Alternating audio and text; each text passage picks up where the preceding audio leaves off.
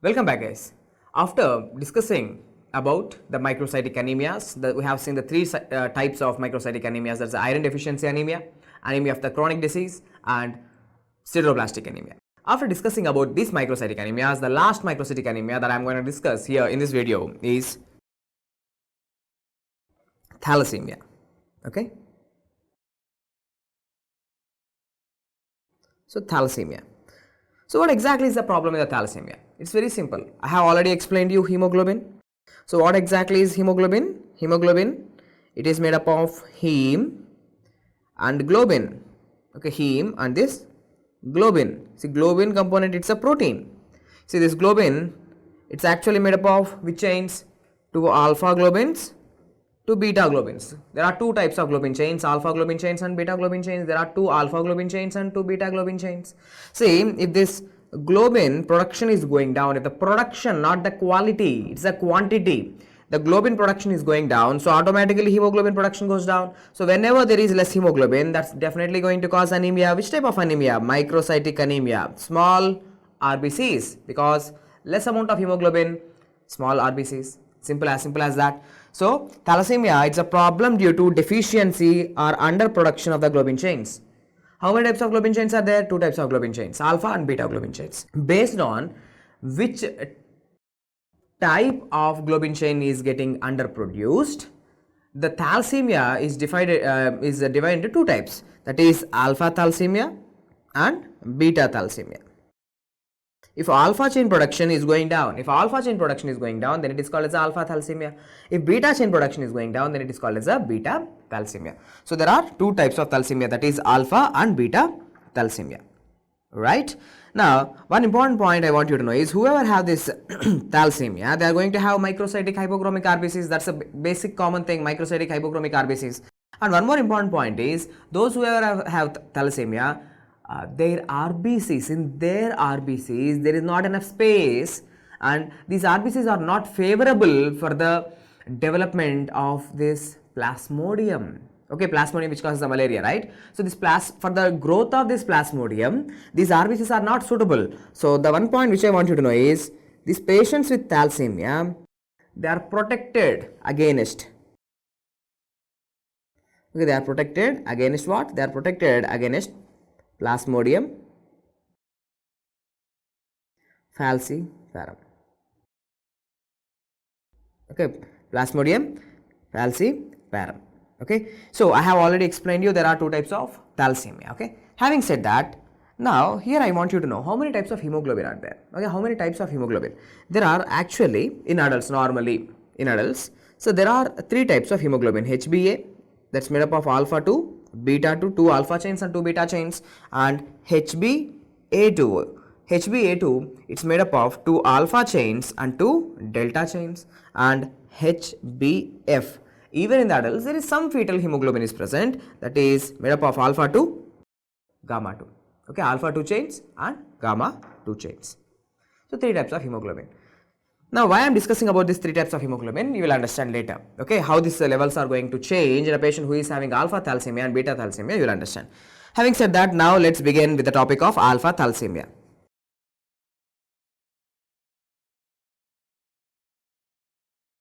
Okay, alpha thalassemia. So in alpha thalassemia, what's the problem? You already know it. It's the underproduction of alpha globins. It's the underproduction of alpha globin chains. First of all, this alpha globin is a protein. For the production of protein, what do you require? You require the genes. So how many alpha genes are there? So there are 4 alpha genes.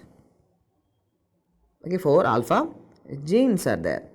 On which chromosome? These 4 alpha genes are present on chromosome number 16. Now for example, look, this is one chromosome number 16. And this is the other chromosome number 16, one from the mother and other from the father, one from father and one from mother. Okay, now there are 4 alpha genes. For example, gene number 1, gene number 2, gene number 3, gene number 4, for example. Okay, 4 genes are there on chromosome number 16, sir. Now if you have one deletion, one gene deletion, what happens? If one alpha gene is gone, doesn't matter whether it's from mother or from father, one Gene is deleted I should say. See, the alpha thalassemia, it's due to gene deletions. Okay, usually genes are getting deleted, not just the mutation, gene deletions, the gene is gone, gene deletion. So if one gene is deleted, asymptomatic, the patient is not going to have any symptoms because still 3 genes are there. So those genes, they will undergo transcription, translation. At the end of the day, yes, a good quantity of alpha globin proteins are getting produced, balancing. Okay, the 3 are trying to balance. Now if 2 genes are deleted, okay, 2 gene deletions, okay, 2 genes are deleted. So if 2 genes are deleted, mild anemia, okay, mild anemia is going to be seen, mild anemia is going to be seen. So how 2 genes can be deleted? Say the 2 genes can be deleted something like this. So this is called as a cis type of deletion. Cis means on the same chromosome 2 genes are deleted. So cis can be cis deletions, or if for example cis deletion means deletion of 2 genes on same chromosome, okay, cis deletion. Then what is trans deletion? So trans deletion means deletion of 2 genes, okay, deletion of 2 genes on different chromosomes, which means different chromosomes in the sense one is from the father and one is from the mother. Okay, some gene deletion, something like this. For example, look here, normally here what I am showing you, the 2 genes are deleted on the same chromosome. This is called as a cis deletion. What if the genes are deleted like this? One from the mother, one from the father. This is called as a trans deletion. So cis deletions and trans deletions. Usually cis deletions are seen in Asians. Okay, in Asian people. Trans deletions are usually seen in Africans. Okay, trans deletions are going to be seen in African population. Here usually the patients are going to have a mild anemia. What if 3 genes are deleted? Deletion of 3 genes. Let me write 3 gene deletion. See, 3 genes are deleted. What's the problem? Now almost gone, very little production of beta globin chains. Now who is only there? Only alpha chains are there.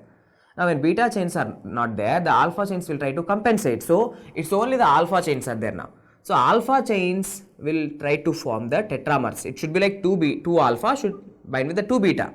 Okay, now it's all the alphas. Now whatever is there, it's mainly the alpha. So alpha chains, when 3 genes are deleted, the alpha chains, they will form tetramers. Okay, the alpha globins form the tetramers. So this type of hemoglobin where alpha tetramers are there, this type of hemoglobin is called as HBH. Okay, this type of hemoglobin is called as HBH. Okay, so this is the point which I want you to know, HBH. Next, what else you should know? If 4 genes are deleted, 4 genes deleted, what happens? Now if 4 genes are deleted means by birth itself they are deleted. They are deleted from in utero time itself. The one point I want you to know is same. During in utero, what type of hemoglobin is there? HbF. HbF is made up of alpha 2, gamma 2. Okay. See, alpha globin chains are there during fetal life. During intrauterine life, alpha globin chains are required. Now if all the 4 genes are deleted, means if all the 4 genes are deleted, now tell me what happens?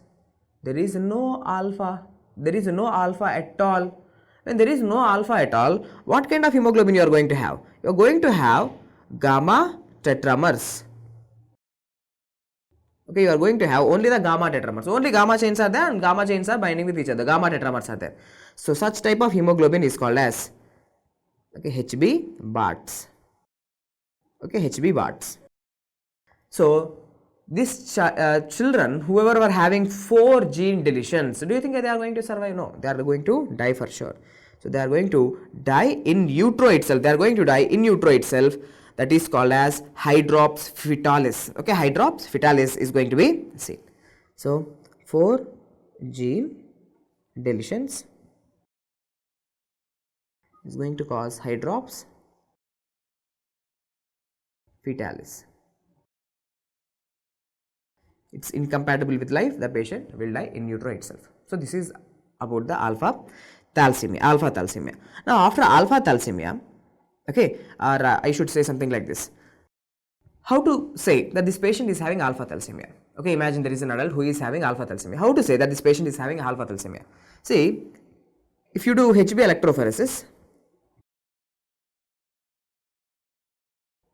okay, if you do HB electrophoresis, the HBA levels, they will go down. Okay, the HBA levels will go down. Their HBA2 levels are elevated and HBF levels in the adult are elevated. Okay, HBA2 levels and HBF levels, they are elevated. Okay, this is how we can know that this patient is having alpha thalassemia. And if you look at the labs, that's a microscopic examination. If you do the microscopic examination, what kind of RBCs are seen? See, the patient is going to have microcytic hypochromic RBCs. Okay, microcytic hypochromic RBCs can be seen in the patients. Microcytic hypochromic. Now after this, the next type of anemia which I want you to know here is the beta thalassemia, that second type. Now, how many beta genes are there? You know about the beta thalassemia. Okay, so beta thalassemia is because of deficiency of beta globin. Okay, deficiency of the beta globin is going to cause a beta thalassemia. One point which I have forgot is that thalassemia is the most common. Okay, thalassemia is the most common hemoglobinopathy. That's a very important question. Most common hemoglobinopathy. It's a most common hemoglobinopathy. What kind of problem? Quantitative or qualitative? It's a quantitative problem. It's a quantitative problem, not the qualitative problem. The quality of hemoglobin is okay, but the quantity of hemoglobin is not enough. Okay, so the amount of globin chains are not produced properly. No quality defect. See, qualitative defects can be seen in sickle cell anemia, where one amino acid is replaced by the other type of amino acids, where the entire hemoglobin is going to change into sickle cell hemoglobin. That's a qualitative problem. This is a quantitative problem. Okay. Next, beta thalassemia. So beta thalassemia, how many beta genes are there? 2 beta genes are there. Okay, beta genes, 2 beta genes.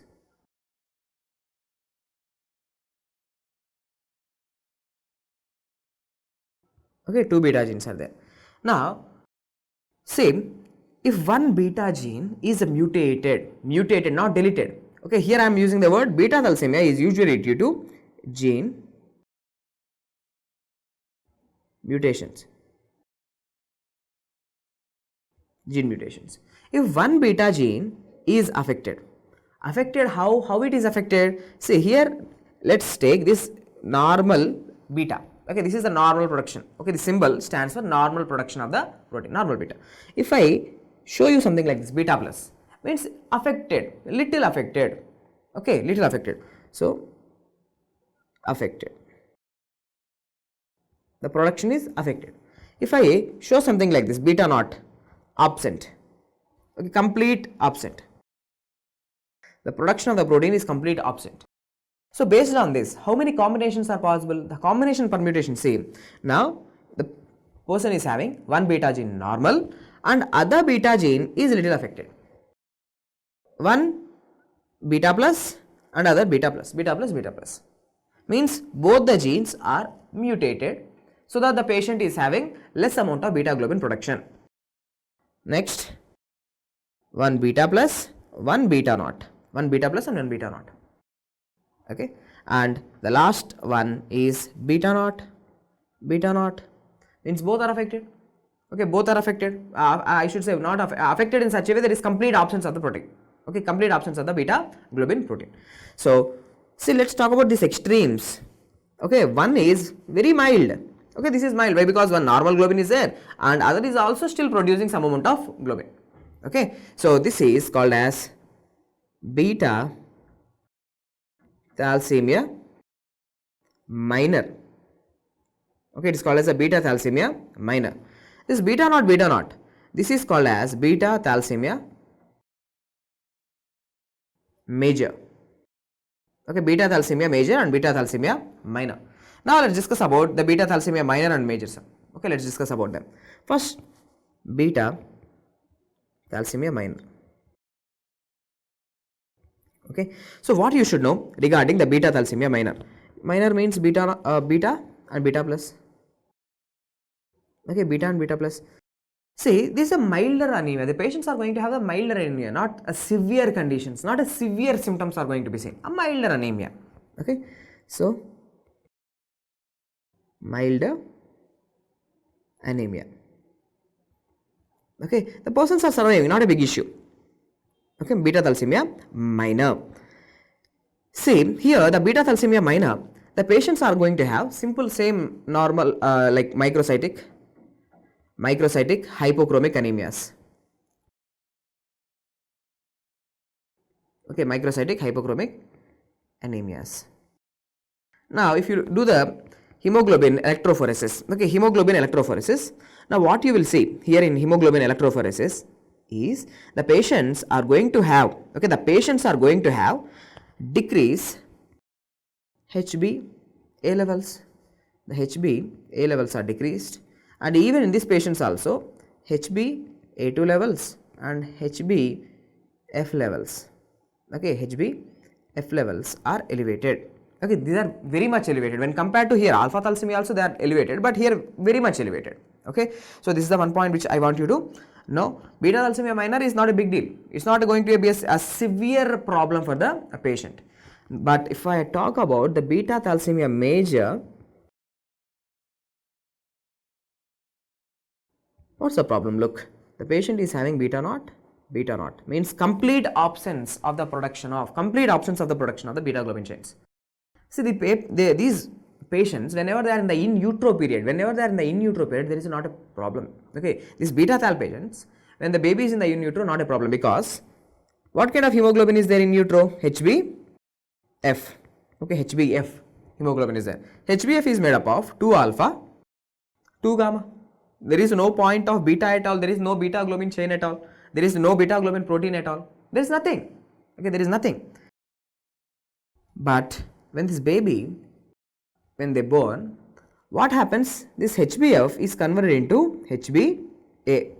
Usually by 5-6 months, the high levels of HBF will be converted gradually into HBA levels. So HB is made up of what? Alpha 2, beta 2. So this gamma is getting replaced by beta 2. Gamma is getting replaced with the beta 2. Gamma chains are replaced with the beta chains. Now comes the problem when the baby is like growing. By 4-5 months, the baby is going to show the anemic symptoms. Severe anemia, sir. Severe anemia. What's the problem for the baby? Here, the baby is having only alpha chains. Okay, beta chains are not there. Only alpha chains are there. Okay, so now what happens? So the beta chains form tetramers. One thing, I think here, just wait. See here 3 alpha genes are deleted, right? So just forgot. Here it's not the alpha tetramers, beta tetramers are going to form. Okay, just correction.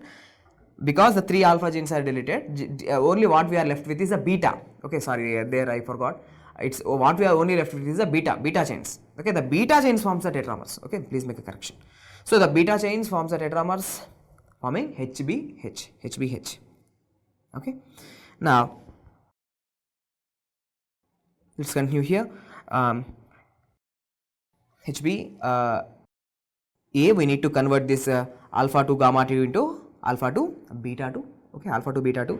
Now what we are having is, sir, this beta chains are not there. Okay, the beta chains are not there. What we are having, sir? Here we are having only the alpha chains. So we are going to have alpha tetramers. We are going to have the alpha tetramers. Alpha chains are going to form the tetramers. Okay, so these alpha tetramers are very bad. These alpha tetramers will damage, okay, these alpha chains. Okay, now what we having the alpha chains, only the alpha chains. See, that's alpha chains precipitates, okay, and cause damage. Now this is alpha chains which are getting precipitated Now this precipitation is going to cause a damage to the RBC membranes. Precipitates and damage RBC membrane. So membrane is going to be damaged continuously. There is membrane damage. So whenever these damaged RBCs are passing through the spleen, okay, whenever these damaged RBCs, whenever they are passing through the splenic macrophages recognize these damaged RBCs. They will say, "Arey, there are these damaged RBCs going on. These RBCs are not good." So they will be totally, completely destroyed in the spleen. So these RBCs, when they are going in the spleen,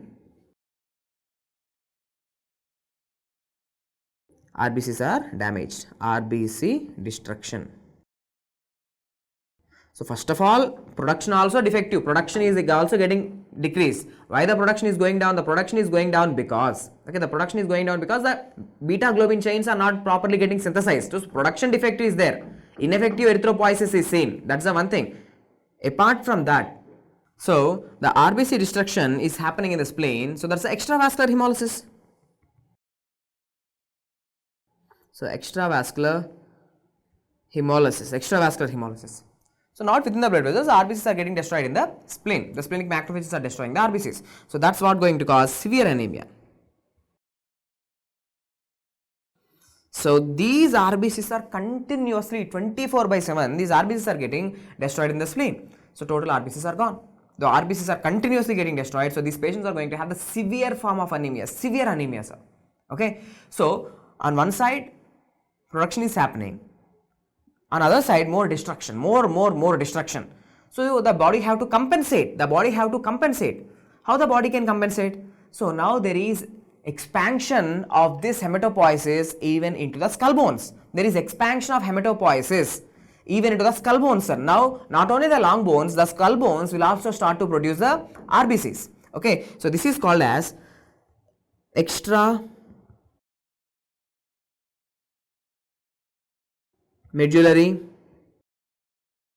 hematopoiesis.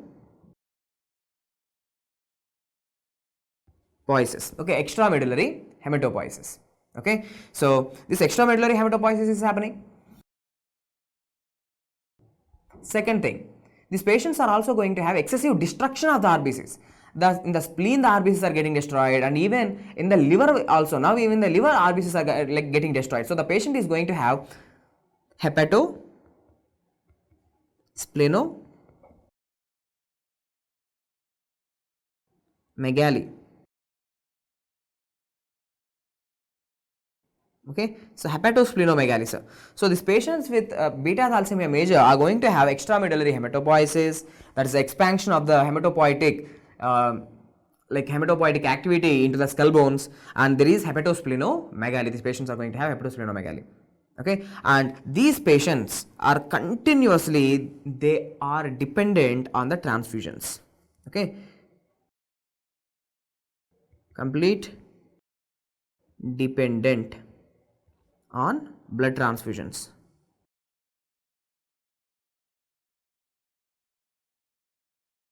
We're completely dependent on the blood transfusions because there is too much amount of hemolysis is happening, in extravascular hemolysis is happening. So they have to get the blood transfusions. Without blood transfusions, they cannot survive. Okay. Now let me show you some image based questions which were asked in the exams. Look here, sir. Say this is called as the crew cut appearance or hair on end appearance. Hair on end appearance or crew cut. Okay, CREW, crew cut appearance. So what is this crew cut appearance or hair on end appearance? This is because of the expansion of the hematopoietic activity. Now the hematopoietic activity is happening even in the flat bones, skull bones. So if you take an X-ray, this is how it's going to look like. Okay, so hair on end appearance or crew cut appearance is going to be seen. If you look at the RBCs under the microscope, so you can have this type of RBCs. What are these? These RBCs are looking like target cells. Okay, these are called as the target cells. So target cells are seen in many conditions, many types of anemias. They are also seen in this thalassemia. Okay, so what else I want you to know is, so these patients are continuously dependent on the blood transfusions. Continuously they have to take the blood transfusions for their survival. As they are taking the blood from outside, continuously they are taking the blood from outside. So like a blood vampires, they are taking the blood continuously. It's nothing but they are taking the iron from outside. Okay, once iron enters into your body, it will never come out. So they are taking the iron from outside. So there is a risk that these patients can develop secondary hemochromatosis. Okay, risk of hemochromatosis. Okay, secondary hemochromatosis means from outside they are taking the excessive iron into the body. Okay, there is no problem inside, but from outside, as they are taking excessive amount of iron into the body, they can have this secondary hemochromatosis, the iron deposition within the skin, pancreas, leading to the bronze diabetes. Okay, so these things. Next, HB electrophoresis. If you perform this HB electrophoresis, the HBA levels are almost absent. HBA levels are absent. There is compensatory rise in HBA2 and HBF levels. HBA2 and HBF levels are elevated in a patient who is having beta thalassemia major. So these are the important points which I want you to know regarding beta thalassemia major. There is production defect. Production defect in the sense like the beta globin chains are not properly getting produced, and more excessive hemolysis is happening. That's the main thing. Excessive hemolysis happening in the spleen. So these are the points which I want you to know regarding the beta thalassemia. Hope the video is helpful. In the next video, we'll be discussing about macrocytic anemias. Thank you.